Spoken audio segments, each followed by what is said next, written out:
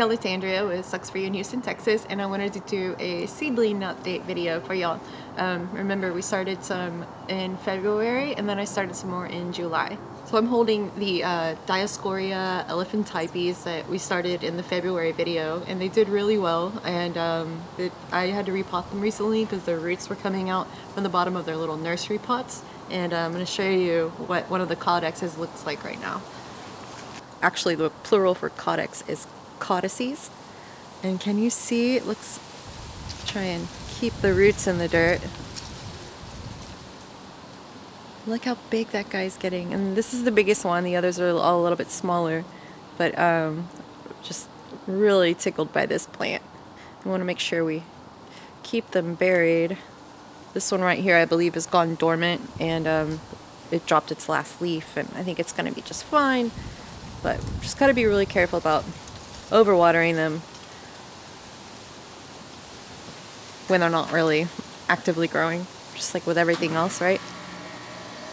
I started the seedlings outside under my grow lights in the garage, and that turned out to be a bad idea because once it got really hot here in Houston, I started losing a lot of stuff. And not all of this is from that first video. Most of this is going to be from July. And I only really started having success once I moved them inside, set up a little grow light area in my kitchen, and at that point just everything started doing really well, but lost a lot of stuff from the first video, or it never even germinated. And you know, live and learn. That's what we're all here for, right? Here are my Lithops seedlings, and some of the seeds were started in February, and I lost several, I think, because of the heat over the summer. So I moved them inside, started some more seeds, and there's 9 in here right now. There's 1, 2, 3, 4, there's a little 5 down there, 6, 7, 8, 9. And a little worried because they are, of course, in different stages of growth. This one actually already split from its first stage, and it needed a little bit of help. And I noticed something weird going on with this one in the middle. See how it's kind of tall? And it looks like a new one is emerging inside this one, but the top of the old one is still on there. So I want to try and remove that. I do think that that's why it's stretching taller than all the rest of them.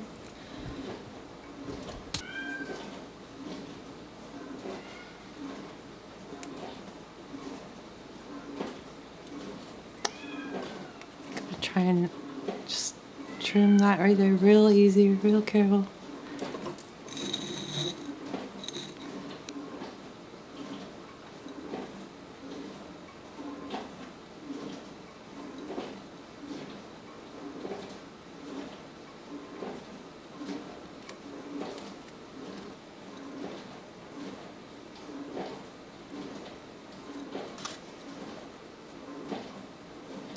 Aha, that's what I thought.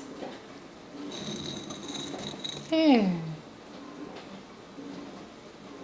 And this guy right here, I'm just gonna watch it for a little while. You can see it's having a little bit of trouble splitting too, and that's probably because I'm having to water these other little guys in the same pot. But they're so delicate right now, I'm really worried about repotting them, so I'm just gonna keep an eye out. This one's doing really well. It looks like a brain. I love them so much.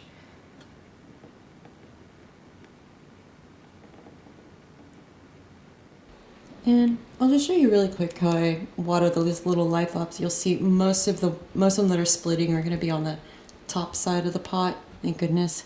So then I can just give a tiny little sip right there. And let's get this guy right here a little bit in the middle. There we go. And that's it. These little pink guys are Anacampseros. Super cute. And they even have little hairs on them already. See those? You'll see I have some pennies in there, and that's just an experiment because copper supposedly kills fungus. It acts as a fungicide, and I had been using a penny for scale to take some pictures to show the size of the plant, and I left the penny in, and I noticed that the whatever the fungus was that was forming in the seed tray was not forming around the pennies, so I just stuck some more in there. I don't know how well you're going to be able to see, but these are Haworthia limifolia seedlings, and they're from one of my plants. And it didn't give me a ton of seeds, but maybe got like 10 or 12, and just popped them in there and they started growing, but they're growing really slow. But they're actually starting to show a little bit of detail, like the little bumps. These are the little Ariocarpus, fissuratus, and they're growing really slow. See one right there. They're purple, and they have a funny little spines on the top. And these are really cool. These are the Ariocyce crispa seedlings.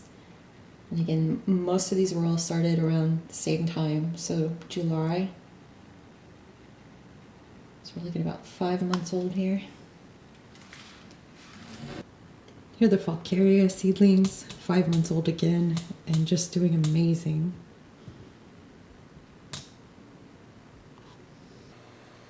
So this big dude right here, we have 3 Epiphyllum seedlings.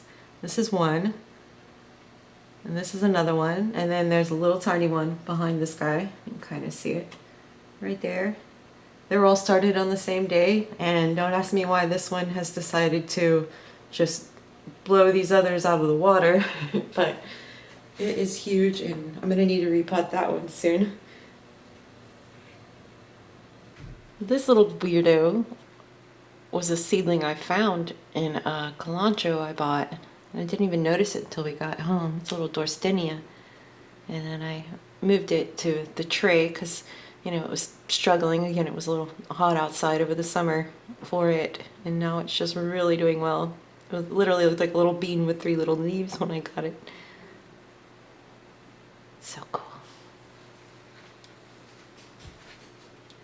These Lithops, they're not from seeds, but they're a different story. Working on another video on them.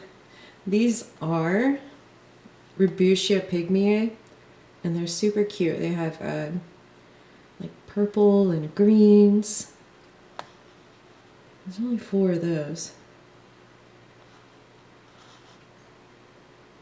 So these are all from a cactus mix, and I'm not sure who all's in there. I'm guessing some barrel cactus, definitely. But these 3 spots right there are from this really nice guy named Tom Cardinal, who is from the Houston area, and he has an amazing cactus collection. And he was kind enough to share a bunch of his seeds with members on our Facebook group. And they're all doing really well. There's all kinds of fun stuff in there. I'll put up a list of the different names. See if you recognize any. And these little fuzz balls are Mammillaria spinosissima. And they're super cute. They did kind of get all clustered together, so it's going to be fun trying to separate them, but probably won't fool with that until spring.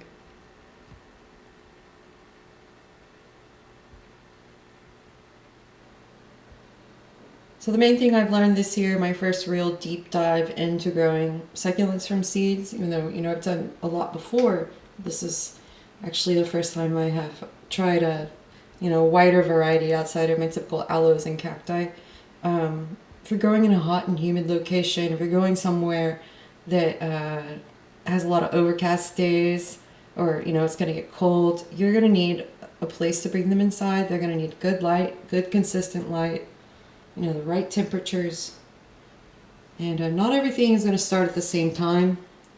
And so that means that, you know, like I said, I tried the Echeveria, I tried the Conophytum, and they didn't make it. And I'm going to try again, of course. I have a couple more packages to try, but I'm going to make the adjustments that I've learned from these guys, and I think I'll have much better luck next time. So definitely give it a whirl. Don't expect everything to go right. Things will go wrong, but it's just so rewarding. And, like, you know, some things grow a lot slower, but this is literally 5 months of growth in this tray.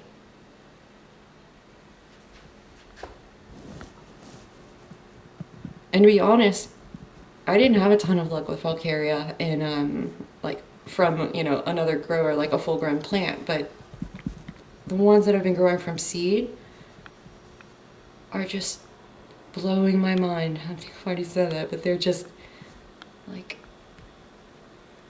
look at this.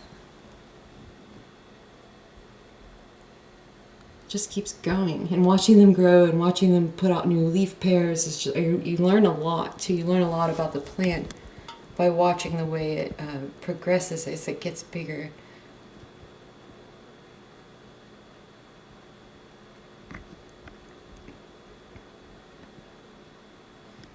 Well, I hope you guys enjoyed watching, and in the succulent manual I added a section in there on caring for mesons, and of course there's, you know, a chapter on making more succulents, and one of those is making them from seeds. So if you have any questions or, you know, want to see the different materials I use, leave your questions in the comments, and then click show more to see the video description so you can see the different lights and stuff I get. And you know, some of these are from unusualseeds.net, some of them are from friends. These are from my friend Laura. Like I said, these are from Tom. And then I think these are from my friend Kathy. So, you know, you just, seeds will come to you. I hope this was helpful in some way, and I hope you are encouraged to start seeds, or maybe, you know, give them another try if you didn't have that much luck with them before. And thank you for watching. Please subscribe and click show more in the video description to see links to where I, you know, buy my grow lights and other fun stuff on my Amazon shop, just to get some good ideas for the different supplies and materials you'll need if you want to start stuff from seeds. And definitely get a grow light if you don't have one yet. Oh my gosh, I wouldn't be able to do this here. I really don't think so, without having a grow light inside controlled climate when it gets too hot or too cold, and it's usually too hot. So it's definitely worth it. Promise you. Get a grow light. And get some Faucaria seeds or Epiphyllum. You make me feel really good about myself.